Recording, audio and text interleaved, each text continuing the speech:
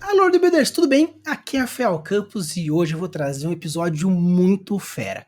Quando a gente fala de world building, obviamente estamos falando de arquitetura, construir cidades, construir civilizações inteiras, até mesmo construir espaços pequenos, fechados, onde a história vai acontecer, algumas cenas vão acontecer.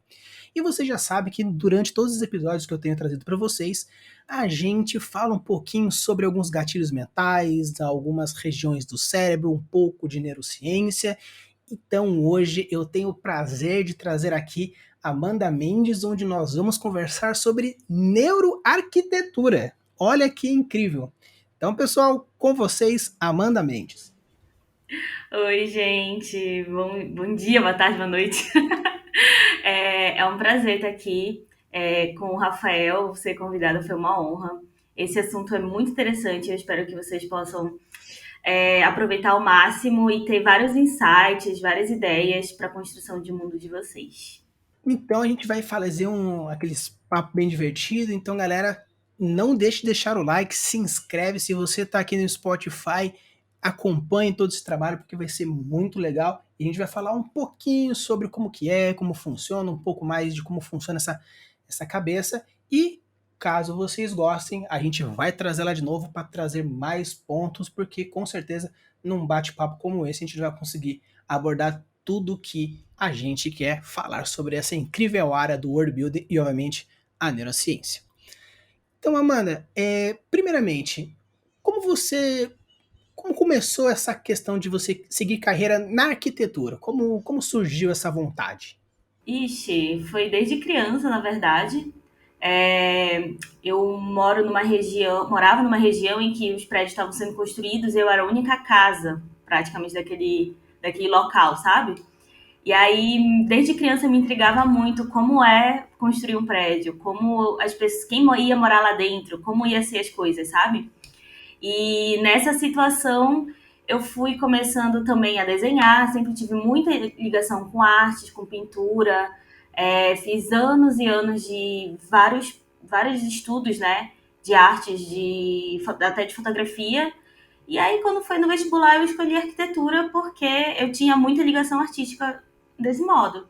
E foi assim, foi porque eu aprendi, gostava de desenhar, basicamente. E, felizmente, acabei me encontrando dentro da arquitetura. Maravilha. E quando você, obviamente, acredito que a neuroarquitetura ela surgiu provavelmente recentemente comparado ao seu estudo, mas como você conheceu ela? Como ela surgiu na sua vida?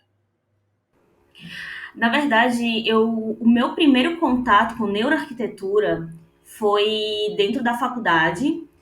Eu gostava muito de uma área chamada conforto ambiental, que tem tudo a ver com neuroarquitetura, né?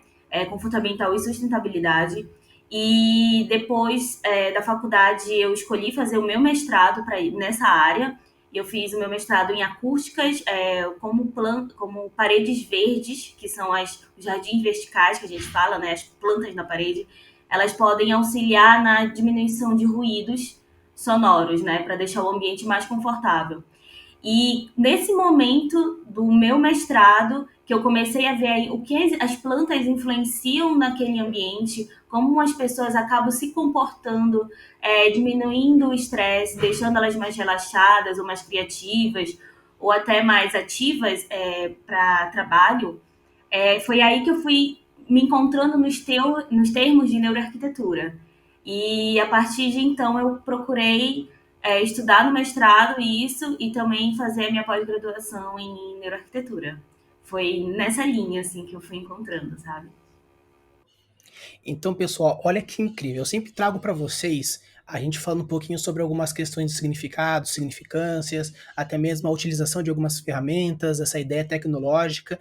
E a Amanda já trouxe aqui um gatilho para a gente, dizendo que as plantas, além de identificar a questão de bioma, temperatura, clima, sociedade, cultura, ela ainda pode interferir diretamente na função do local, como vocês podem ver essa interferência. Então, gente, olha que profundo e que incrível. Eu estou pasmo. Sim, sim. E dentro da. Só acrescentando, dentro da neuroarquitetura tem um ponto muito interessante que eu acho que a gente pode bater ao longo do podcast, que é o design biofílico, que é muito enriquecedor. E é exatamente isso. As plantas, elas causam uma influência muito forte no nosso cognitivo. Afinal de contas, o ser humano, ele se adaptou a viver na natureza. A gente tem uma conexão intrínseca, sabe? É muito natural a nossa conexão com a natureza. Então, tudo que remete ao verde, que remete à terra, que vai remeter a produtos naturais, e eu digo físico, de forma física, tá? Vai fazer com que a gente se sinta confortável, que a gente diminua o estresse, que a gente aumente o nosso hormônio da felicidade, para dizer assim, para que a gente possa relaxar. Então é como se fosse um imã. O humano perto de plantas, perto da natureza, perto da mata, de animais, né, de água, ele vai ter aquela lembrança dos seus ancestrais, que é uma lembrança genética nossa, para uma conexão com esse ambiente verde, e aí a gente vai conseguir criar esse relaxamento, sabe? Então é natural nosso. Mesmo as pessoas que não gostam, elas vão ter algum benefício psicológico e até mesmo físico perto da natureza, sabe? Então, e é muito legal porque existem diversas linhas filosóficas que trabalham essa questão da natureza, alguns mais para a parte da China, Japão tem uma escola mais Uhum. oriental, eu sei que tem uma escola europeia, eu sei que tem uma escola latina, uma americana. Então, e é legal porque você vê que mesmo mudando um pouco de escola, você percebe que existe uma relação muito clássica e muito certeira sobre a questão da interferência do meio ambiente, seja ele pelas cores, pelo tamanho, pelo formato, pela composição, e aqui a Amanda não vai me deixar mentir. Exatamente, isso mesmo. Então, Amanda, uma dúvida, né? A gente que está trazendo aqui sobre a neuroarquitetura, mas o que seria então a neuroarquitetura? Para que ela serve? O que é? Bem, bora lá. A neuroarquitetura ela é um estudo multidisciplinar, em que a gente vai ter o envolvimento da neurociência, da ciência cognitiva, da psicologia e da arquitetura. Quando a gente junta os dois, a gente consegue ter o que a gente fala que é o estudo da neuroarquitetura, de produção de ciência ligada à neuroarquitetura. E para que ela serve, né? Ela serve para que a gente possa entender o comportamento do ser humano dentro do ambiente construído. A gente vive cerca de 90% da nossa vida inteira, tá? Dentro de ambientes fechados, ambientes construídos de alvenaria, de concreto, de vidro. Então, será que pensaram isso, né? Nos anos 90, a neuroarquitetura surgiu nos anos 90, tá? O termo, através de um estudo de um neurocientista com um arquiteto. E eles queriam saber a resposta. Será que o ambiente influencia nesse comportamento e na saúde psicológica desse ser humano, da gente, no caso?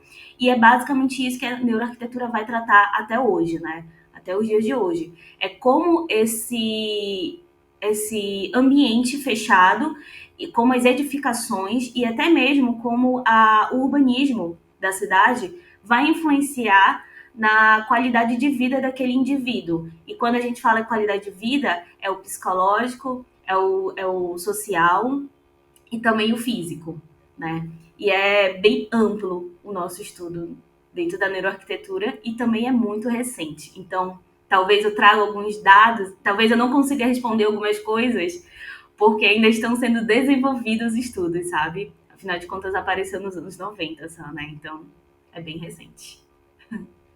Sim, né? Os anos 90 temos aí uns 30 e poucos anos de estudo. Acredito que muitas coisas podem crescer nesses 30 anos, nos próximos 50, 100 anos, ainda mais com o desenvolvimento da tecnologia, a galera vivendo cada vez mais em ambientes urbanos e ambientes urbanos sendo modificados. Então, acredito que quanto melhor a gente puder melhorar a qualidade de vida emocional, psicológica, física da galera, utilizando desse conhecimento, acredito que vai ser uma área que só tende a crescer pelos próximos 100 anos, pelo menos. Com certeza. A gente espera isso. Aí uma dúvida que eu tenho, que me veio agora, seria o seguinte: algumas pessoas elas consideram, por exemplo, as pirâmides do Egito, as pirâmides maias, astecas, como algo místico, aonde dentro acontecia toda uma questão energética e tudo mais e tal. A neurociência ela explica alguns fatores, colocando a questão dos formatos, a composição sólida do ambiente. O que a neuroarquitetura tem de visão quanto, por exemplo, as pirâmides e os misticismo por trás da pirâmide? Na verdade, a gente encara a neuroarquitetura, ela mexe muito com a situação física do ambiente, né, relacionada ao que o ser humano vai pensar ou como ele vai se comportar. Então, as formas que as pirâmides foram criadas, a própria passagem de luz e sombra que ela causa, né? Por exemplo, pegando as pirâmides astecas, que está mais próximo da gente, né? Ela tem toda essa voltagem do misticismo pela grandiosidade que ela é. Elas foram construídas para deuses, né? Então, nada poderia ser muito pequeno, tudo deveria ser muito amplo. E isso é uma característica dos seres humanos, dos nossos ancestrais, para dizer assim, muito antiga, que a gente tinha essa característica de construir coisas muito grandes e que até hoje, nós humanos, no século XXI, a gente faz templos grandes e gigantes que não são para gente, que são para deuses, né? Ou um deus, no caso. Então, sim, isso é algo genético nosso, bora dizer assim, a construir formas grandiosas para que a gente consiga se conectar de alguma forma com algo maior do que a gente, faz com que a gente tenha liberações, né, hormonais e que a gente possa, agora como eu posso dizer, em que a gente consiga se conectar com algo maior, né? Então, sim, a neuroarquitetura ela consegue explicar de que faz sentido esses locais misteriosos foram construídos de forma não proposital, mas acabam tendo essa influência por conta dos nossos registros genéticos dos nossos ancestrais que buscavam isso, sabe? Nesses locais. Não, isso é legal pra caramba porque você até reforçando essa questão genética que vai se mantendo, algumas coisas mudam alguns pequenos aspectos, porém alguns conceitos, algumas situações culturais, sociais se mantêm intrínseco dentro do nosso código genético, tanto que uma das explicações que a neurociência fala de por que muitas vezes as mulheres gostam de conversar mais do que os homens é por uma questão tanto de que, como na época onde o machismo era o soberano, um dos poucos lazeres que as mulheres tinham era poder conversar com elas mesmas. Então isso foi adentrando dentro do comportamento social e com isso foi trazendo essa, essa característica específica, né? E e aí eu fiquei pensando agora, então quer dizer que, por exemplo, se eu quiser colocar dentro de uma campanha de RPG, de uma história, alguma mídia, e eu posso então falar assim que, dependendo do formato que eu estiver colocando para, por exemplo, para o castelo, o tamanho, as dimensões, a altura, os formatos, o tipo de material que eu estiver usando, eu posso dizer que eu estou, pelo menos de uma maneira pequena, mostrando um pouco da questão sociocultural daquele povo, dependendo do formato, das coisas que eu estou construindo, o prédio ou o castelo em si? Sim, com certeza. Primeiro, tu tem que partir, né, de um princípio de estudar determinada cultura, por exemplo, que tu queira colocar, ou uma semelhança de uma cultura existente aqui no mundo fictício, né, que você vai criar. E pegando os princípios físicos dessa arquitetura e tu implementando na ficção, faz com que nós, jogadores ou ouvintes, né, a gente consiga acessar nossas memórias e lembranças dessa cultura que tu tá falando, né, que tu tá narrando pra gente, e a gente consegue associar. facilmente. Isso daqui é uma cultura mais antiga, ou então isso daqui é uma cultura extremamente tecnológica, isso daqui, enfim, todas as formas, quanto mais formas tu puder descrever, quanto mais texturas tu puder falar, mais a gente vai formando associações e lembranças do que a gente já viu ou conheceu no nosso mundo real e para poder imaginar como seria esse mundo de fantasia que a gente está construindo na mesa de um RPG, né? Agora que você, né, usou alguns pronomes aí, e, né, a gente, quer dizer que você então joga RPG. Sim, surpresa! Sim, eu sou jogadora de RPG também. Mas eu só jogo, eu não narro. Mas olha, pessoal, olha que incrível que eu tô trazendo aqui. Eu tô trazendo aqui uma moça que joga RPG, manja de world building e ainda traz a neurociência na neuroarquitetura. É assim, é um achado. Sim. É diferente, né? Mas é verdade. A gente joga, eu gosto muito, eu já jogo já tem uns 2 anos, eu acho. Não, 3 anos. Eu comecei tarde a jogar RPG, né? Então minha experiência ela é um pouco tardia, tem muita gente que joga logo desde o início, né? Mas uma das coisas que mais me atraiu no RPG foi por conta dessa conexão imaginativa. Como eu falei, eu sempre gostei muito de artes, então eu sempre fui uma pessoa muito imaginativa. E quando a gente tem a. Quando a gente está em mesa jogando RPG, para mim se torna muito fácil ter essas associações arquitetônicas, sabe? Eu consigo formar muito rápido o mapa, talvez pela minha profissão, mas também pelos exercícios que a gente tem, né? E pelo conhecimento que eu tenho de neuroarquitetura que para muitos mestres, principalmente para mestres e, enfim, pessoas que querem construir o world building, eu, eu apontaria, né, daria essa dica para irem atrás de um pouco mais dos princípios da neuroarquitetura, princípios de arquitetura, para deixar mais imersivo e a experiência ser bem melhor, sabe? Recomendo. Aí eu pergunto, qual é o seu sistema favorito? O meu, Dungeons and Dragons. Dungeons and Dragons.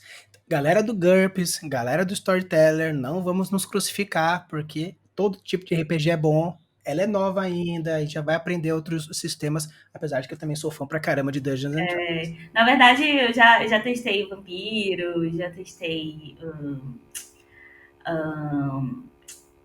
Eu esqueci. Mas eu já testei algumas coisas por aí. Aí você fala sobre a questão da imersão, mas, por exemplo, existe algum momento que durante a imersão ou durante a contagem de história já aconteceu com você de você sentir um certo estranhamento porque o mestre está narrando de uma tal forma que tecnicamente não estaria certo o formato do ambiente com a cultura? Já aconteceu esse estranhamento com você? Já, muito. E eu brigo na hora, inclusive. Brincadeira. Já aconteceu sim. E depois eu chamo o mestre para conversar e eu falo: olha, tu pode construir assim, tu pode narrar desse modo. Porque o que acontece, né? Já adentrando um pouco num modo mais específico, assim, até das dicas que eu pensei em dar para cá para vocês. A, a base da neuroarquitetura é estudar praticamente, tá? Sendo bem simples. Os 5 sentidos. No caso, a ciência fala que a gente tem muito mais do que 5 sentidos, né? Mas já só foram diagnosticados até 5. Então seria, quanto mais o mestre ele consegue narrar uma situação de olfato, de paladar e misturar os dois dentro de uma narrativa, dentro de uma cena, melhor fica a imersão da pessoa, porque assim ela vai criar associações. Então, se eu estou falando de formas, eu estou falando de visão, correto? Mas um ambiente, ele não é construído só de uma forma circular ou de uma forma retangular. Ele também é construído de textura, ele é construído de ar, de umidade, de cheiro. Então, há muitas coisas, às vezes, vocês entram numa porta e vocês percebem que esse arco, o arco da porta é quadrado. Ou seja, não é um arco, já é um negocinho quadrado. Isso quer dizer que foi uma construção antiga, porque a galera da antiguidade não conseguia construir arcos. Eles construíam coisas mais quadradas, correto. Mas será que só isso vai me dar condições para ter uma boa experiência, emergir naquela situação? Será que se eu não colocar, aquele arco, além disso, parecia úmido, como se gotas de orvalho estivessem caindo no arco e deformando ele. Ou seja, se tem gotas de água caindo, quer dizer que tem algum riacho por ali. Então quer dizer que pode estar frio. Qual é a sensação que eu vou ter? Então, quanto mais construções, não só visuais, mas sim táteis, olfativas, palativas se colocar, melhor fica a imersão e mais concentrada a pessoa fica naquele jogo, sabe? Então é mais nisso que eu meio que falo, converso assim com os mestres, olha, tu pode colocar mais isso, tu pode colocar mais aquilo, faz com que a gente tenha essa experiência maior dos cinco sentidos, porque afinal de contas a gente nunca de fato viveu no mundo de fantasia, correto? A gente vive no mundo real, então todas as nossas lembranças são lembranças de experiências reais, né? É, se eu jogo com a imaginação, então eu tenho que dar mais subsídios para que a pessoa que está do outro lado, ou seja, o jogador, consiga ter lembranças do mundo real aplicadas no mundo de fantasia, sabe? Então, quanto mais sentidos eu colocar na minha narrativa, melhor vai ser a imersão e melhor vai ser a construção daquele local, na imaginação da pessoa, no caso. E eu acho muito bom você trazer isso, porque normalmente quando a pessoa vai construir um mundo fantástico, principalmente a galera iniciante, eles focam mais nos dois grandes sentidos mais comuns, que é a visão e a audição. Dependendo do jeito que for, às vezes é apenas a visão. Ah, você tá vendo uma caverna, ela tem uma luz fraca e no final tem umas pedras marrons. Show! Mas não dá eco o negócio, não vai ter um som de nada, porque o bom de você trabalhar os cinco sentidos, como a Amanda está trazendo aqui, é você poder colocar, além disso, alguns gatilhos de curiosidade, alguns foreshadowings, por exemplo, um eco estranho que vem do fundo, ou a falta de um eco numa caverna, que é estranho não ter, um som de uma batida de alguma coisa, um cheiro que não deveria estar ali, ou um cheiro que claramente teria que estar ali. Então, acho muito bom você trazer isso, porque estamos falando aqui de neuro, indiferente de qual seria a continuação, mas fatalmente abordando mais a questão da neuroarquitetura. Mas quando a gente trabalha com o cérebro, a gente está criando experiências muito mais palatáveis para a pessoa. E quando eu digo palatáveis, nem tanto de gosto, mas sim de apreciação, né? Sim, total. É exatamente isso. Inclusive, por exemplo, seguindo no caso da caverna, né?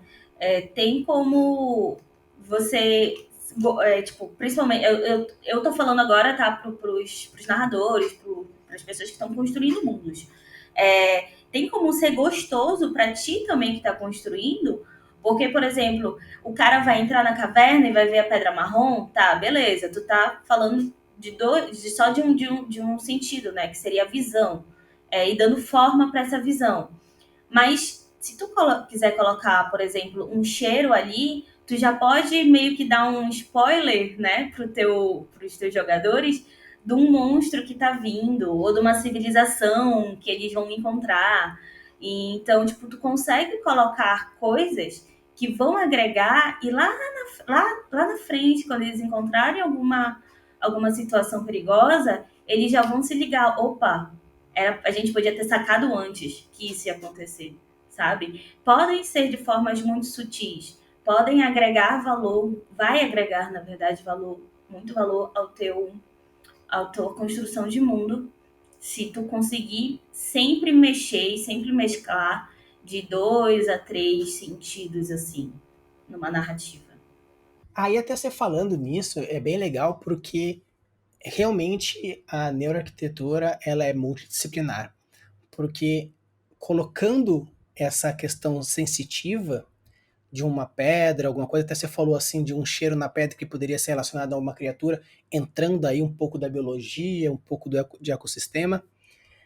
Aí eu queria perguntar, quando a gente faz essa análise, às vezes é muito intrínseco. Por exemplo, umas vezes a gente conversa em, mas por que tal coisa me incomoda? Ah, não sei, só sei que me incomoda. Por quê? Porque o conhecimento já está na gente. Alguém foi lá e catalogou o conhecimento daquela forma. Tipo, a neuroarquitetura existe na existência do ser humano desde que o ser humano começou a construir casas.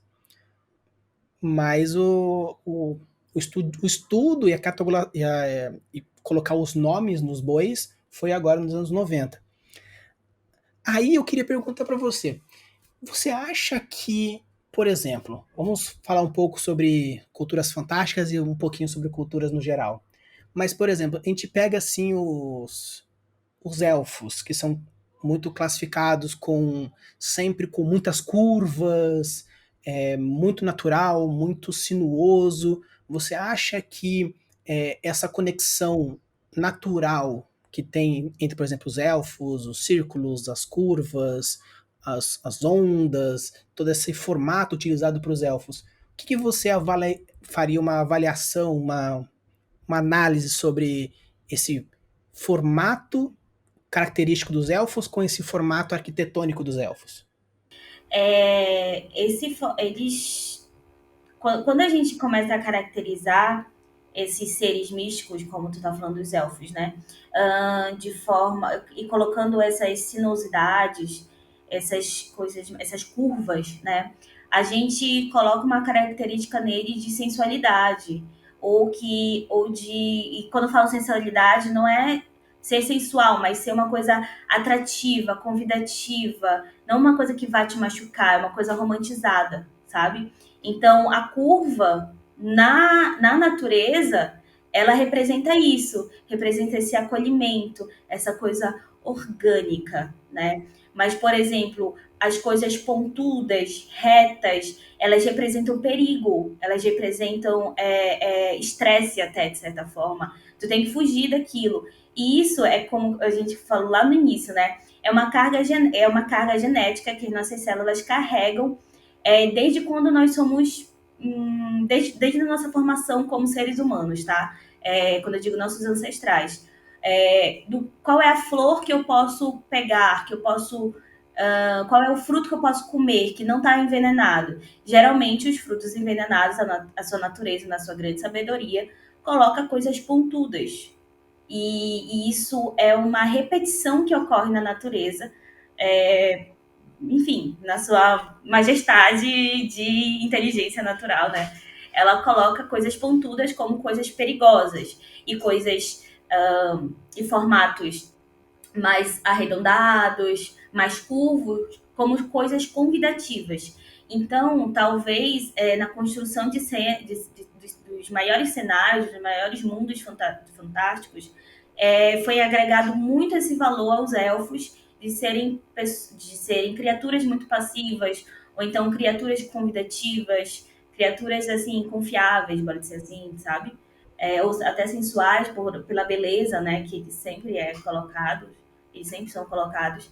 Então, provavelmente veio dessa situação do que é agradável, do que é seguro e do que não é seguro, né? Por exemplo, se a gente vai construir um vilão, ou até mesmo o cenário de um vilão, a cadeira de um vilão, né? Ela é sempre legal a gente poder usar essa artimanha do que é pontudo, do que é mais reto, porque aí mostra que não é uma coisa segura, é uma coisa de fuga, né? Isso é normal, gente. É um pré-conceito que a gente carrega dentro dos nossos próprios genes, sabe? Quando eu falo de forma, né? E isso é bem natural nosso. Aí mais, obviamente, que tem a construção das nossas lembranças, das nossas lembranças sociais, né? Que, tudo bem, eu gosto de coisas pontudas, mas sempre a primeira coisa que vai vir na tua mente do teu corpo vai ser, opa, isso é perigoso. Mas e daí? Existem pessoas perigosas que são boas. Então aí a segunda parte tá, tudo bem, eu vou não vou ter medo, não vou fugir dessa forma pontuda ou não, né? Tem pessoas que são curvas, as formas curvas elas também podem ser perigosas, mas isso não é algo natural nosso, é algo que a gente vai impondo na nossa vivência, né? Que pode ser que uma coisa seja perigosa ou não, mas o nosso gene vai sempre carregar que formas são pré-definidas assim, porque durante muito tempo a gente teve essas situações de fuga, de abrigo, enfim. Não sei se ficou claro, se vocês entenderam. Não, acredito, foi bem legal, porque se você for parar pra ver, sempre quando as criaturas parecem mais amedrontadoras, quando tem mais escamas, mais dentes, mais espinhos, que remete a essa parte pontuda e reta que você comentou, né? Até tanto que se for ver, os orcs têm armaduras pontiagudas, as espadas são sempre meio quebradas, então, tipo, realmente faz todo sentido. Sim, sim. E se tu quiser construir personagens, né, também, assim, NPCs que sejam mais, assim, mandões, mais brutos e tal, sempre focar nessas situações, né, de pontas, de coisas de vilão, assim, por exemplo, tu pega a Malévola, é a primeira vilã que vem na cabeça. Aquele chifre gigante dela, se tu for ver a Malévola da Disney mesmo, a tradicional, é meio pontuda a coisa ali, entende? Então, tem muito dessa construção, e é uma construção que veio bem antiga e foi reforçada pela sociedade. E hoje em dia a gente vê que quebra, que a sociedade vem quebrando esses paradigmas, né? Esses padrões, mas ainda assim é muito natural nosso a gente ter padrões de formas ligadas à segurança e à fuga, no caso, perigo. Sim, e é legal porque você até puxando a Malévola, no live action, a Angelina Jolie, o rosto dela tá bem mais pontudo, tá com os traços bem mais reforçados com a maquiagem, com as próteses, que acredito que seja para criar tanto esse contraste do tipo, ela é uma pessoa boa, você percebe pelos rostos, pelas movimentações, pelos diálogos e tudo mais, porém você vê que a imagem é amedrontadora, as asas são bem mais formato de morcego, com pontas, o chifre bom pontiagudo, o rosto bem marcado. Então, achei muito interessante a sua colocação aí. Aqui agora você me trouxe uma questão. Você disse que as pessoas, como por exemplo, focando aí a parte de pontas e retos e duro e fechado, e você falou que ah, as pessoas têm essa tendência de no primeiro instante ter esse choque, porém existe um filtro racional que possa passar por cima. Então, quando você vai, por exemplo, construir um ambiente, um prédio, um estabelecimento, vocês que trabalham com arquitetura e mais especificamente com a arquitetura, na hora de construir o local, a coisa que você está planejando, vocês consideram primeiramente a reação? Vocês consideram mais o filtro que a pessoa vai ter logo após? É uma mescla? Como funciona a construção de um local, sabendo que tanto existe esse fator biogenético das reações, sentimentos e emoções, porém também a questão mais racional de um filtro possível que a pessoa pode ter naquele ambiente. Como que funciona o total? De modo geral, a gente foca primeiro na primeira impressão que a pessoa vai ter, tá? Principalmente quando a gente está falando de ambientes públicos, ambientes que muitas pessoas vão passar, restaurante, lojas, comércios, enfim. Agora, quando a gente está falando de um ambiente residencial, a gente foca principalmente no que aquilo representa para a pessoa. Por exemplo, um ambiente de um apartamento residencial que a pessoa ela passa o dia todo trabalhando em ambientes snob e patológicos, bora dizer assim, né? E que quando chega em casa ela procura um relaxamento. Só que quando ela chega na casa dela, ela procura aquele relaxamento, mas o que pode ser relaxante para ti pode não ser para mim. Então, eu preciso saber como é que eu vou fazer aquele ambiente ser mais acolhedor para aquela determinada pessoa que tem lembranças, que teve uma vida inteira, diferente do que é fazer um ambiente de relaxamento, por exemplo, de um hospital, onde a pessoa, todas as pessoas ali, apesar de serem indivíduos e terem vidas diferentes, mas elas estão numa mesma linha, querendo se recuperar de determinada situação. Ali, eu preciso fazer com que uma maioria de pessoas consiga se conectar ao ambiente de forma a transmitir comportamentos bons que vão afetar no seu físico, né, na sua recuperação, seja física ou mental. Então, eu preciso ser mais genérica, para dizer assim. Por isso que é mais fácil a gente lidar em ambientes com muitas pessoas com os estímulos primários, né? O que geralmente vai, todo mundo consegue se remeter a um relaxamento, para dizer assim. Mas quando é residencial, tem que ser mais focado, né? Tem que ter a situação da afetividade, a situação das lembranças construídas ao longo da vida, com a família, o que representa mais aquela pessoa, né?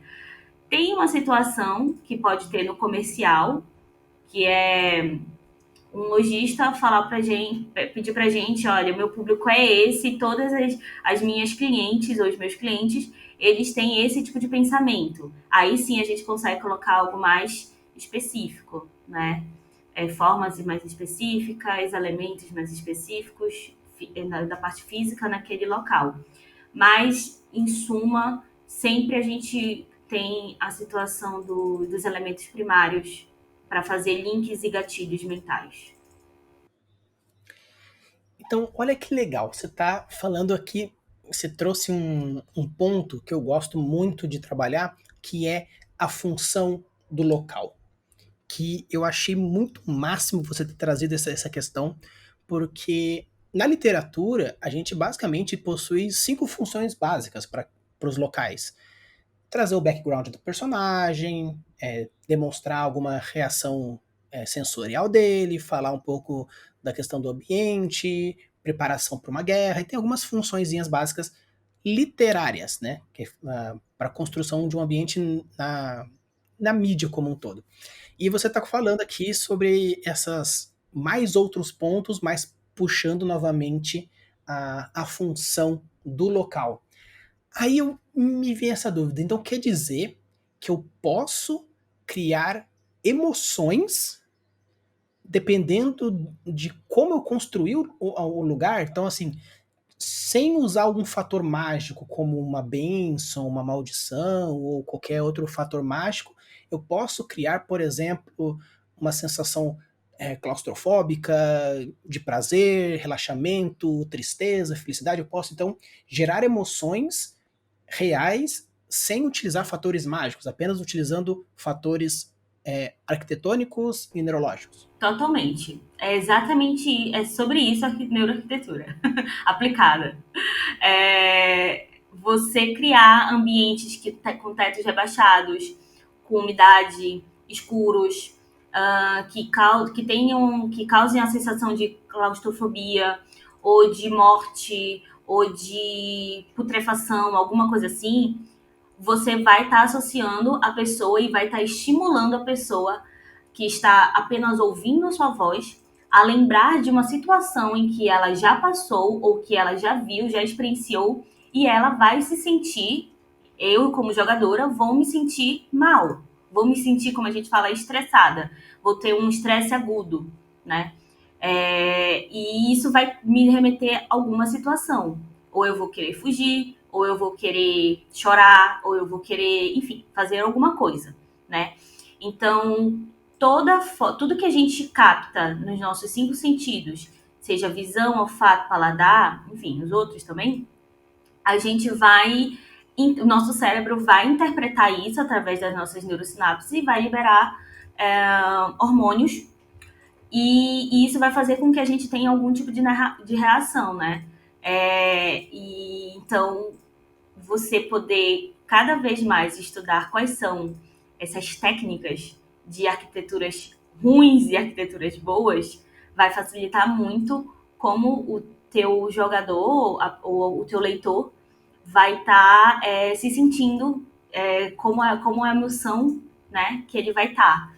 Aliás, qual é a emoção que tu queres que ele esteja, o ambiente sim vai influenciar nisso, sem dúvidas, sem dúvidas. Assim, de arquitetura boa, arquitetura má. Seria mais assim, agora é porque me veio essa dúvida, mas seria do tipo é, utilização errada, por exemplo, eu quis fazer um lugar aconchegante, porém fico macabro, ou você está dizendo do tipo, com o objetivo de ser assim ou ser daquele outro jeito? O que, que seria então essa questão de local bom e lugar ruim numa visão neuroarquitetônica? Olha, no nosso mundo real, uma arquitetura boa e uma arquitetura ruim, a diferença é que uma arquitetura ruim é uma arquitetura que ela não é pensada para os seres humanos, ela é pensada para venda, para o mercado, para algo do gênero, para diminuir o custo, né? Que são muitas das arquiteturas que a gente está vendo, infelizmente, hoje em dia. Prédios cada vez menores, ambientes bem todos brancos, com revestimentos frios, com pisos frios, que não leva em consideração as tuas lembranças, não leva em consideração o estilo de vida que tu tem, sabe? Seja uma família grande de 5 pessoas ou uma família de uma pessoa, o apartamento vai ser igual. Não tem como isso dar certo, sabe? Então, em algum momento, aquela família de 5 pessoas vai ter algum tipo de estresse, algum tipo de doença, por conta do ambiente que ela tá ali. Então, se ela não agregar valor ali, colocando e a sua identidade, expressando a sua identidade, colocando elementos naturais, trazendo até de repente algum animal, né, para dentro de casa, pode ser que ela tenha, pode ser que ela tenha várias patologias e isso vai fazer com que aquela arquitetura não seja adequada, ou seja, vai causar doenças nas pessoas. E isso é uma arquitetura ruim, que não foi pensada para os seres humanos, pensada para aquele ser, e sim para a venda. E uma arquitetura boa é uma arquitetura em que leva em consideração todas as necessidades físicas e necessidades mentais que aquele ser humano vai ter naquele ambiente para que ele possa ser uma pessoa mais evoluída, para que ele possa ser uma pessoa mais estimulada, sabe? A gente vê muito isso em escolas, por exemplo. E ambientes escolares que são totalmente frios, assim, com tudo branco e pouca entrada de iluminação natural. Só tem aquela iluminação artificial. Eles fazem isso para que os alunos tenham, para que eles consigam ter mais alunos cada vez mais estudando lá para passar numa faculdade. Beleza? Mas cadê a humanização? Será que um ambiente todo aquele branco vai estimular a criatividade ou estimular o aprendizado daquela criança que está ali? Será que ela vai conseguir fixar direito as memórias da aula para que ela possa, no dia da prova, poder responder de forma adequada? Provavelmente não vai. Então, isso é uma arquitetura que não faz sentido, sabe? É uma arquitetura ruim. É nesse sentido que eu estava falando. Perfeito. Aí isso me vem à tona uma questão que algumas pessoas podem ter essa dúvida quando estiverem ouvindo, que nós temos muitos pontos a ser colocados aí. Quando a pessoa começa a ouvir os episódios, ver os vídeos, ela pode pensar mais, nossa, eu tenho que pensar em tudo isso quando eu for construir o mundo? Não, não precisa. A gente tá. Você não é Deus, né? Você não é um criador ao ponto de construir tudo nos seus mínimos detalhes. Porém, utilizar de algumas ou outras ferramentas, como a Amanda está trazendo aqui, colocar os 5 sentidos, colocar uma objetividade, entender para que serve, a estimulação, cores, formatos e tudo mais. Mas aí, Amanda, me vem essa pergunta, que acredito que algumas pessoas possam ter também.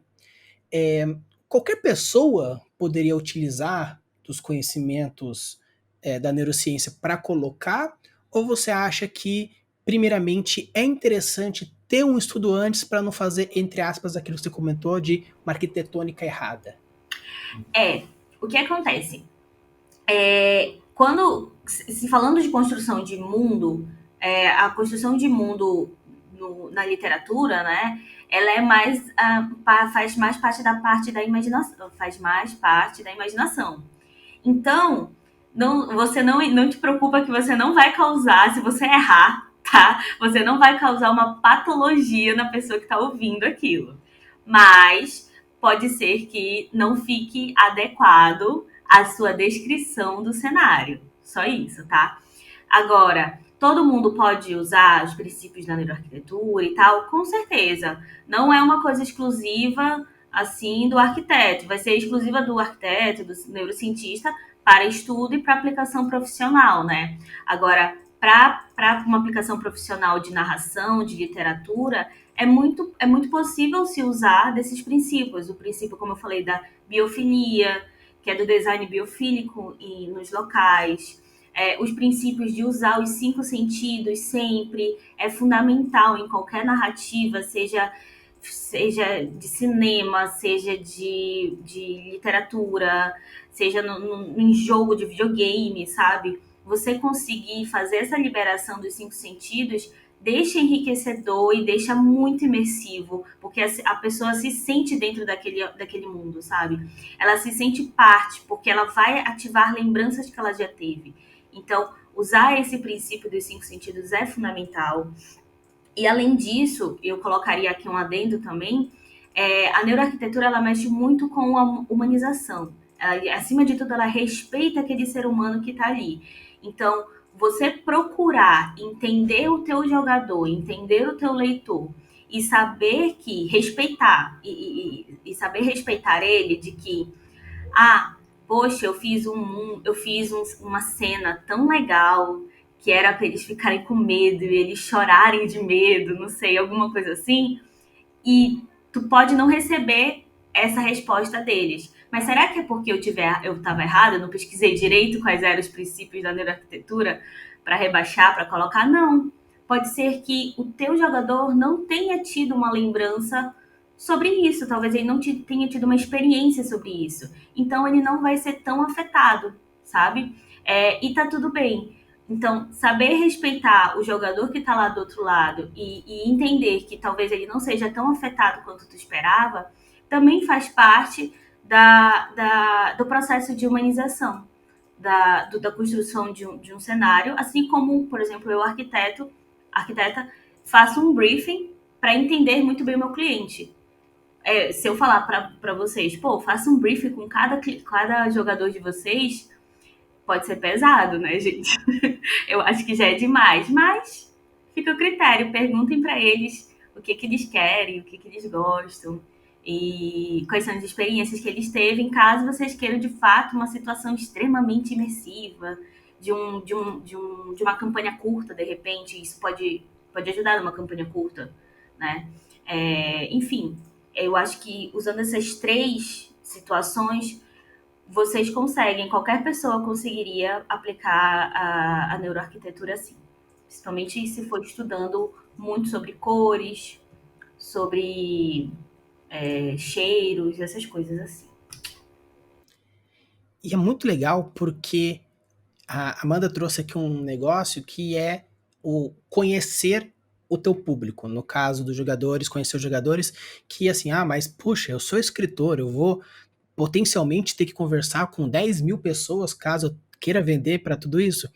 Não, estamos falando de conhecer o público. Se você vai construir um mundo de baixa fantasia, que é mais voltado ao mundo real, tem que saber qual que é o tipo de coisas, de descrições e ambientes que esse tipo de leitor gosta. Ou um mundo fantástico, ou um espada e feitiçaria, ou um sci-fi, ou um terror, que, obviamente, como a Amanda está trazendo aqui, se existem ambientes que causam sentimentos positivos e negativos, você pode sim buscar no cinema, na arte, na pintura, na arquitetura como um todo, na escultura, ou no cinema, nos quadrinhos, ou que seja qualquer uma dessas formas de comunicação, você busca essas emoções. Então você sabe mais ou menos aonde procurar, seja inconscientemente. Se você gosta de terror, você vai buscar ambientes mais escuros, mais fechados, mais sombrios, com sons e cheiros específicos. Então, isso que ela quis dizer com o entender também, não só o fato de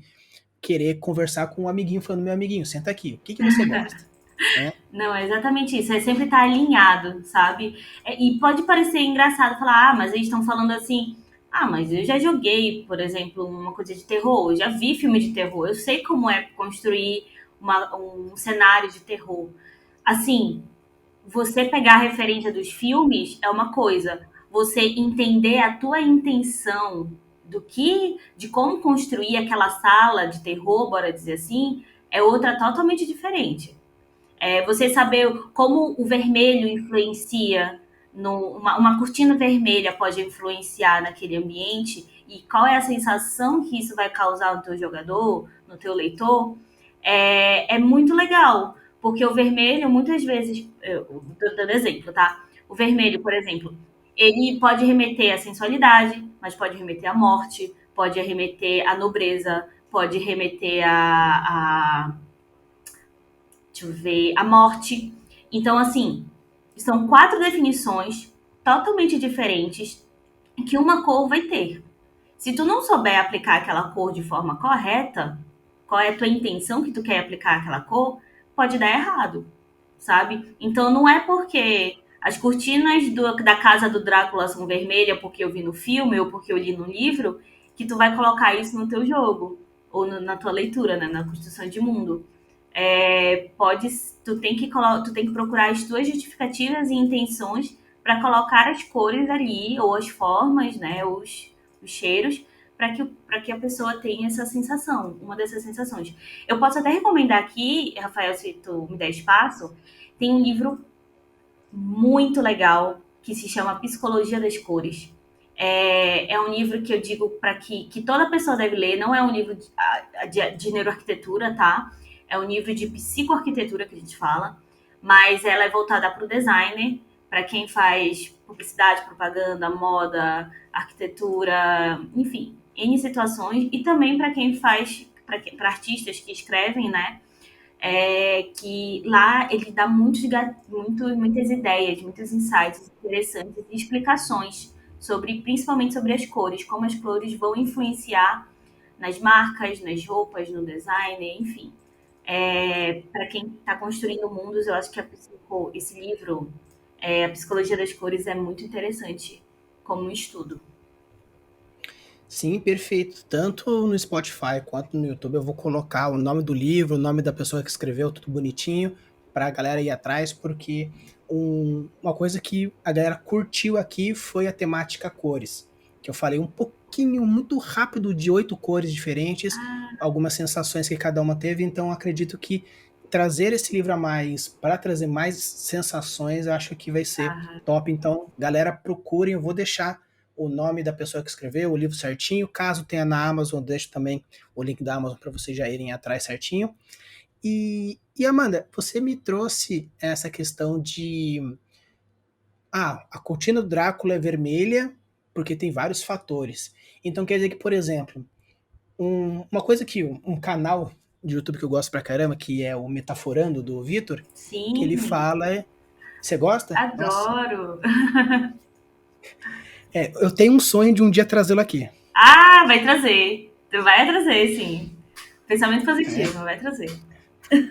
Aí ele fala que existe o protocolo multicanais, onde você vê não apenas um fator, mas você vê rosto, corpo, tom, timbre, linha de base. Você acha que então na neuroarquitetura funciona mais ou menos da mesma forma, desse multicanais? Por exemplo, eu sei que o vermelho, como você falou, pode tanto trazer a sensação de fogo, quanto morte, quanto sangue, quanto paixão. Aí beleza, então eu colocando uma cortina vermelha na minha casa, qual dessas, qual desses elementos vai trazer? Então você precisa, quando for compor o seu ambiente, eu quero trazer realmente uma sensação de morte. Então, cortina vermelha, check. Você precisa fazer outros elementos que reforcem essa emoção, ou simplesmente colocar meia dúzia de gato pingado de estímulo já seria o suficiente para trazer aquela emoção para aquele ambiente? Não, não. Tu precisa colocar outras coisas, porque, tipo, por exemplo, ao mesmo ponto que o vermelho causa essa sensação de morte, né? O roxo causa a mesma coisa. Só que também o roxo tem outras cores, tem outros sentidos, outros sentimentos que ele vai causar. E como é que eu faço o vermelho causar essa sensação de morte? São com outros elementos em cena que tu vai fazer isso. É um vermelho acompanhado, de repente, tá? De uma teia de aranha, de algo, um fedor pútrido, como eu falei, de um rato correndo e de moscas, de repente, ou então de penas de urubu deixadas ali, algo que remeta a outros elementos que vão lembrar a morte. Porque o vermelho por si só, ele, como eu falei, ele pode representar muitas coisas. Então, tu inserir uma, no caso, né, uma cortina vermelha numa casa não quer dizer muita coisa. Agora, se a casa estiver extremamente limpa, se aquela sala estiver extremamente limpa com uma cortina vermelha, a pessoa vai associar, pode associar duas coisas: nobreza, porque vermelho remete à nobreza, né? Ou então pode demonstrar uma coisa sensual se tiver cheiro de rosas. Então, entrei numa sala, vocês entram numa sala, né? Com uma cortina vermelha gigante, extremamente limpo, um piano no fundo e e com cheiro de rosas vermelhas exalando.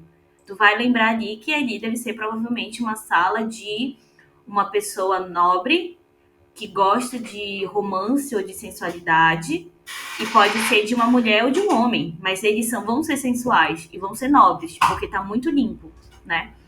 Enfim, ou seja, o vermelho, a cortina vermelha já era aí de morte, não tem nada a ver. Então, tu tem que construir o cenário com elementos que remetem. Um só elemento não vai ajudar. São vários elementos. Por isso que eu falei lá no início. Poder usar de 2 a 3 sentidos, melhora. Uma cortina vermelha, sentido da visão. Um cheiro de rosas, sentido do olfativo. E deixa eu ver.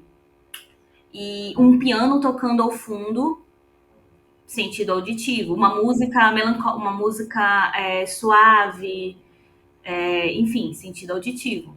Tu usando essas três, tu já consegue dar características para o que tu queres, qual é a tua intenção para as pessoas que estão lendo. Tá certo. Então, olha que legal, porque existe vários elementos que você vai colocando juntamente com essa questão e me veio essa dúvida.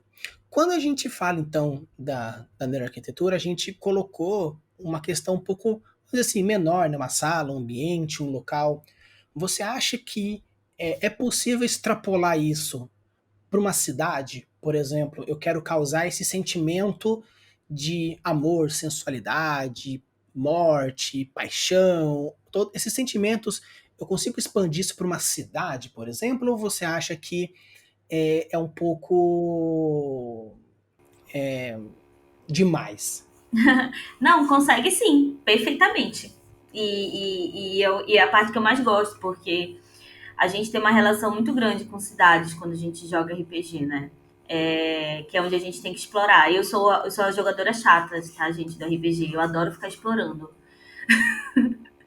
Então, uma cidade, por exemplo, como tu falou, uma cidade mais sensual, mais assim, tipo, a gente consegue explorar de forma um pouco mais genérica, tá? Que seria falar que as casas elas são mais ovaladas ou então mais curvilíneas, com muitas flores, tulipas, por exemplo. Tulipa é uma flor bem sensual. É, afrodisíaca, se não me engano, enfim. Com flores afrodisíacas na porta e músicas leves ao fundo, cheiros de uvas e não sei o que, enfim. É, Elementos que vão remeter a parte de sensualidade, elas podem sim estar dentro do ambiente, dentro do mundo, né, da cidade. A configuração das pessoas, como as pessoas vão andar, ou como as pessoas estão vestidas, isso ajuda mais ainda nessa construção urbana. Então, eu imagino assim que só o desenho que vai ser mais vão ter mais elementos. Você vai ter mais dificuldade porque você teria que ter mais elementos para descrever isso, né? Para fazer com que o teu jogador consiga entender a tua intenção, né? Chegar à tua intenção. Mas é muito possível, sim. Então, aqui agora eu vou fazer uma pergunta diretamente para a neuroarquiteta. Se você tivesse que construir um cenário aonde você precisa, por exemplo, construir uma cidade com esse objetivo, por exemplo, que você colocou de uma cidade sensualizada. Você acha que seria mais fácil, de uma maneira geral, imaginar ela nos elementos como um todo, falando assim, eu sei que a cidade ela é sensual, então eu vou trabalhar de uma maneira superficial na cidade, e depois, quando for construir os estabelecimentos, colocar um pouco mais densa esse conhecimento, ou você acha que eu trabalhando os locais, eu já constituo a cidade?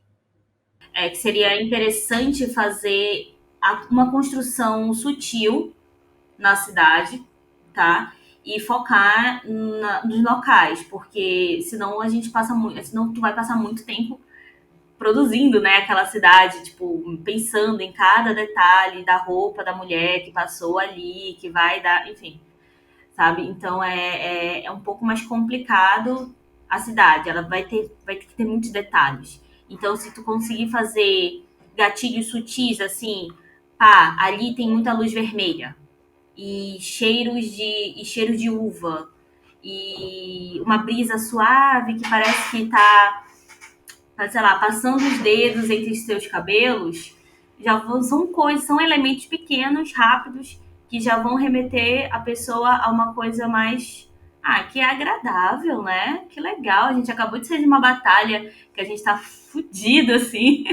E aqui é bem agradável, gostei. E aí tu faz a pessoa, os jogadores entrarem numa taberna em que tem muitos elementos vermelhos na porta e tal, rosas assim, e aí tu consegue lá dentro dessa taverna explorar a sensualidade mesmo em si, mais forte, sabe?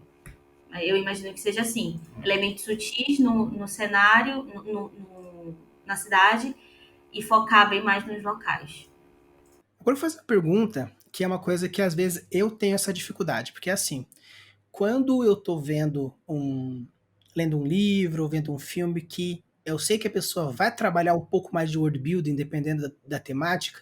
Na verdade, quando eu vou ver um filme ou ler alguma coisa, eu sempre procuro o world building, seja ele mais leve ou mais profundo. Mas, por exemplo, eu tô vendo um filme de terror, aí eu tô vendo a cena, aí me vem aquele gatilho.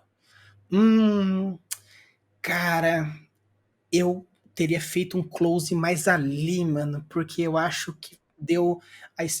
Às vezes acontece de você, quando tá lendo um livro ou vendo um filme, acontece você sair um pouco da imersão daquele entretenimento e pensar em alguns elementos. Você já falou que no RPG é assim, mas em livro, em filme, onde você não teria essa possibilidade dessa troca com o autor, com o diretor, com a autora, com a diretora do filme, roteirista, você consegue dar essa quebrada, ou a sua suspensão da descrença nessas horas te mantém dentro, ou você tem um pouquinho de arquiteta dependendo da maneira que você está vendo ou lendo alguma coisa?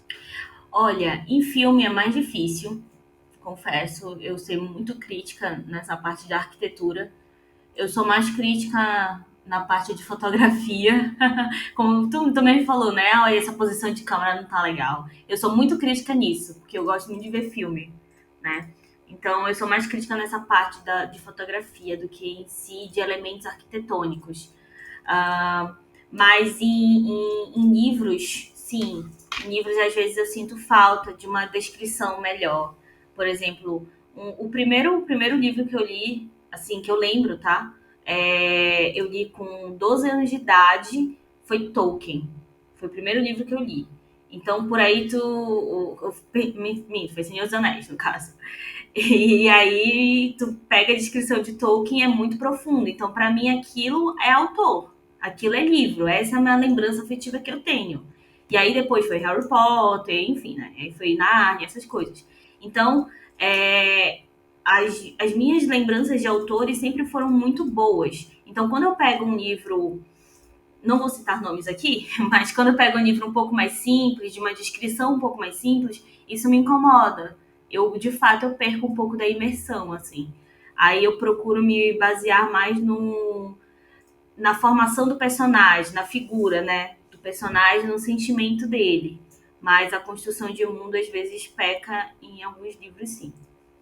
Às vezes acontece comigo e tem horas que eu tô lá vendo um filme bonitinho, aí do nada eu falo, mas esse erro biológico.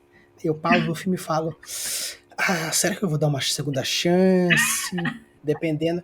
Eu tava vendo um filme que tava lindo, era um filme de vampiro, entre aspas, mas era um vampiro meio diferente, não é Crepúsculo, mas era um vampiro biológico. Aí era bom porque a médica lá, ela estava falando de uns conceitos biológicos e usou umas enzimas corretas, umas proteínas corretas. Eu falei, nossa, que maravilha! Meu lado biólogo batendo firme. Mas teve uma cena que ela falou uma groselha que eu falei, ai meu Deus.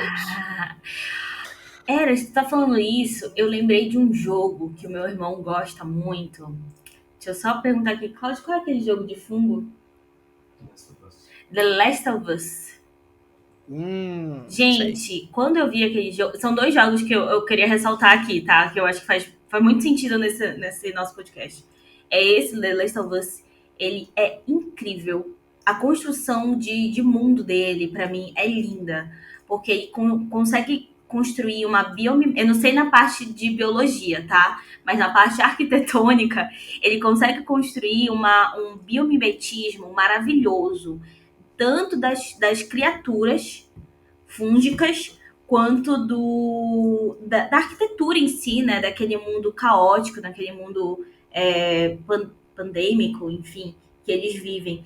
E a fusão que eles fazem das plantas, dos fungos com a arquitetura fica muito bonito. Nossa, eu perdi o fôlego. Eu gostava de ver meu irmão jogando só para eu assistir o cenário, né? E ao mesmo tempo é um outro que eu gosto muito, que é aquele Cláudio, qual é?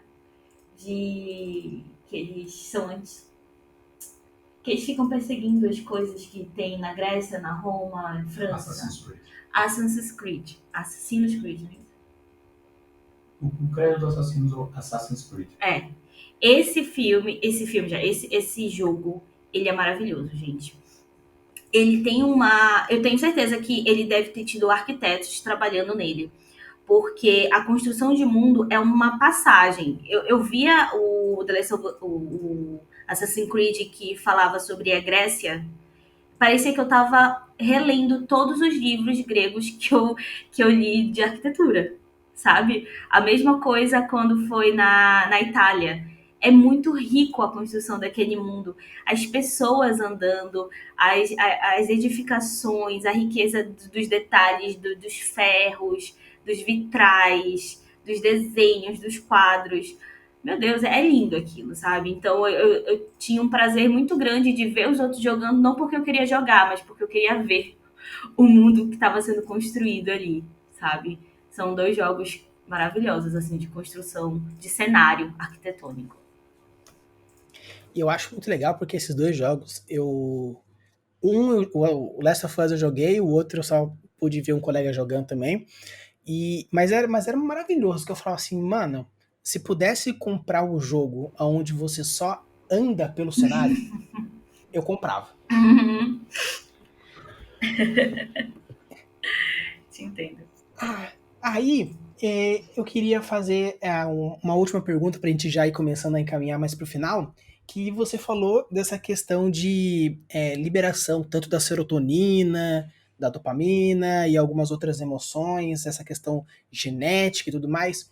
Você poderia trazer para a gente uns dois, três elementos da neuroarquitetura que liberam esse tipo de coisa? Por exemplo, como você falou, o teto rebaixado causa um sentimento de claustrofóbico. A cor branca, apesar de ter uma ideia de limpo, ele não é muito legal em alguns ambientes por causar esse tipo de situação. Você poderia trazer para a gente uns dois, três elementos da arquitetura que geram essa liberação hormonal ou esse estímulo neuronal? Sim. Por exemplo, quando a gente faz a construção de um mundo ou de um espaço, tá? Em que tem muita representação de plantas.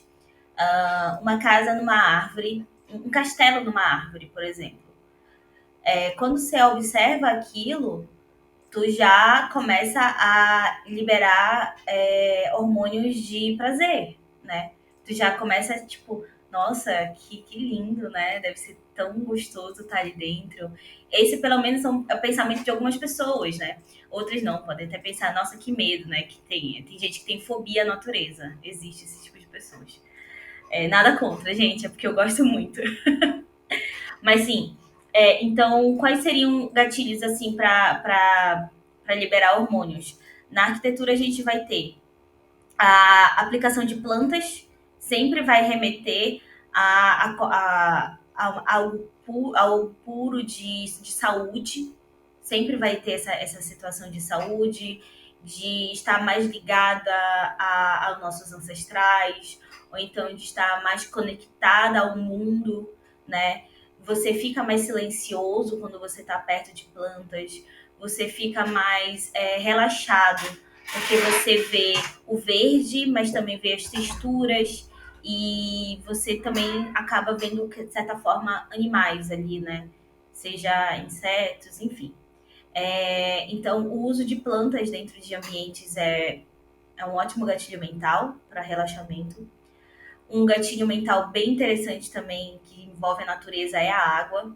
A água é um dos principais elementos naturais em que o ser humano ele encontra a pureza. A água ela representa muito isso para a gente. Algo puro, algo de transcendental até. Afinal de contas, por exemplo, a gente tem uma referência muito grande aqui na Bíblia do batismo. Então a água lembra essas situações de uma de um ritual sacramental, ou então de um ritual transcendental, sabe? A água vai ter essa ligação com o ser humano. Um elemento arquitetônico, uma parte um pouco mais física, não ligada tanto à natureza. A situação que eu falei do rebaixamento do teto, ele causa essa sensação de medo, eu estou sendo sufocado, né? Mas se eu fizer ao contrário, não se eu rebaixar o teto, mas se eu alongar o teto e diminuir as paredes, ou seja, criar um corredor. Esse corredor, ele vai me causar a sensação de eu tenho que seguir, eu tenho que ir adiante. Então, essa sensação de fuga, de querer chegar logo em algum local. Corredores fazem com que a gente seja direcionado a um determinado ambiente, né? Mas se tu faz um corredor muito longo, isso vai causando uma sensação de eu não tenho objetivo, socorro, eu tenho que sair daqui. E vai te causando aflição, uma aflição de que para onde eu tô indo, eu não consigo ver para onde eu vou, eu não consigo ver saídas laterais. Estão me obrigando a passar por isso. Então isso vai causar uma sensação de frustração, sabe? É... Enfim, são muitos elementos assim. Assim, a gente poderia ficar aqui o resto da semana inteira falando de ponta a ponta, mas, Exatamente. Mas né, olha, eu queria colocar uma situação, eu lembrei dos corredores, eu queria colocar uma situação que tem na neuroarquitetura, eu li em um artigo que falava, eu posso até tentar trazer esse artigo depois, Rafael, te mandar, se eu encontrar. Ele falava sobre corredores e salas dentro de jogos de videogame, né? O corredor, como eu falei, ele é uma dica aí, tá, gente? Para vocês, mestres e escritores. Os corredores eles são feitos para direcionar a gente para ir para um local. Ou seja, o corredor ele tem um teto um pouco mais rebaixado e ele é mais estreito. Então tu está direcionando os teus jogadores para ir para um local. E quando tu vai encontrar ali é o momento de eles estarem um pouco mais relaxados e estarem procurando coisas, procurando saídas. Mas eles estão de boa, eles sabem que ali eles não vão ser atacados. Eles pelo menos acham isso, né? Se tu colocar armadilhas vai ser mais legal, vai ser surpreendente, eles vão pegar, né? Vão ser pegos de surpresa. Mas geralmente corredores fazem com que eles fiquem tranquilos. E eles vão levar para salas amplas. Quanto mais ampla a sala, mais perigo a gente vai ter naquele local. Entende? Então, se o corredor leva para uma sala pequena, eles sabem que ali ou vai ter tesouro, eles vão saber instintivamente que ali vai ser ou para ter tesouro, ou para relaxar, ou vai ser um desafio pequeno. Mas se tu direciona eles para uma sala de teto muito amplo e uma dimensão de largura muito grande, eles já vão saber automaticamente que ali é um local de um boss muito forte. Ali a gente vai passar umas 2, 3 mesas batendo no bicho, sabe? Isso são gatilhos mentais que foram trazidos de jogos digitais e que a gente pode muito bem aplicar no RPG, sabe? Só uma dica. Então, pessoal, como vocês podem ver aqui, a questão da neurociência, a neuroarquitetura traz diversos elementos que você vai colocando aos pouquinhos, e mesmo que a pessoa não entenda o real significado daquilo, é uma questão intrínseca, é uma questão do subconsciente que ela vai absorvendo e vai sentindo, que é a parte mais importante. Então, cara, está sendo uma conversa legal pra caramba. Por mim, a gente ficava até bastante mais tempo, mas acredito que com certeza eu vou querer chamar você de volta para a gente falar sobre outros fatores, outros pontos que é legal pra caramba, ou fatalmente a galera que tiver qualquer dúvida ou curiosidade, deixe nos comentários que eu vou compilar tudo isso, depois a gente traz a Amanda de volta para responder as perguntas da galera. Sim, tem muita coisa para falar ainda. Neuroplasticidade, cores, assim, se quiser. Eu adoro falar sobre cores, gente, sério. Uma situação que eu acho muito legal é aplicar a biofilia no mundo. Já pensou fazer um mundo todo de plantas, assim, com edifícios gigantes de plantas, a biomimética, enfim, tem muita coisa legal para vocês explorarem. E quando quiser, pode me chamar que eu volto. Maravilha, então vamos, né, para a gente fazer aquela última encerrada, fazer o bate-bola jogo rápido, onde eu faço uma pergunta e você me responde a primeira coisa que vier na sua cabeça. Ai, meu Deus, tá, bora. Neuroarquitetura em uma palavra. Humanização. Qual é a raça de RPG que você mais gosta de jogar? Ai, Halflings. Qual, dentro do RPG, obviamente do D&D que você diz que tem mais experiência, qual cultura, arquitetonicamente falando, te chama mais atenção, seja positiva ou negativamente? Os dos anões. Eu sou louca pela cultura anã. Por quê? Eles são muito inteligentes, rústicos, sagazes, sabe? Eu gosto dessa arquitetura. Eu acho ela muito ligada, principalmente ao Tolkien, de repente, por conta dos anões do Tolkien. Eu sou apaixonada por eles, então deve ser por isso. Cor favorita? É roxo. Por que do roxo? Eu fiquei agora, porque a minha a minha é amarela e eu tenho um porquê bem forte, mas por que o seu é o roxo? Durante muitos anos foi o amarelo, mas roxo porque eu gosto muito de estudar sobre as cores e isso me levou a estudar um pouco sobre moda. E a moda me levou a estudar sobre minha cartela de cores, de tons, que o roxo um tom que fica muito bom em mim, de acordo com o tom da minha pele, com o subtom, essas coisas. E aí o roxo, desde então, passou a ser minha cor favorita. Então aí já jogamos aí no ar mais um tema que a gente pode conversar aí, world building da moda, hein? Olha aí, né? Ó, fica aí um convite no ar. E então, Amanda, foi um prazer estar com você, foi muito bom. A gente tá aqui há bastante tempo, eu gostei pra caramba dessa conversa, espero que tenha sido divertido pra você também. E eu espero que a gente possa ter mais conversas mais vezes e espero você de volta aqui. Com certeza, Rafael. Muito obrigada, sabe, pelo convite. Fiquei assustada de primeira, assim, mas depois eu me toquei que tem tudo a ver. E quando vocês precisarem, estou aqui, pode me chamar. Gosto muito de falar sobre neuroarquitetura, acho muito interessante, tanto para mesas online quanto para mesas presenciais. E eu espero que as minhas dicas tenham ajudado, agregado valor para a construção de mundo de vocês, gente. Usem e abuse das suas criações e deixe seus mundos cada vez mais incríveis. Valeu!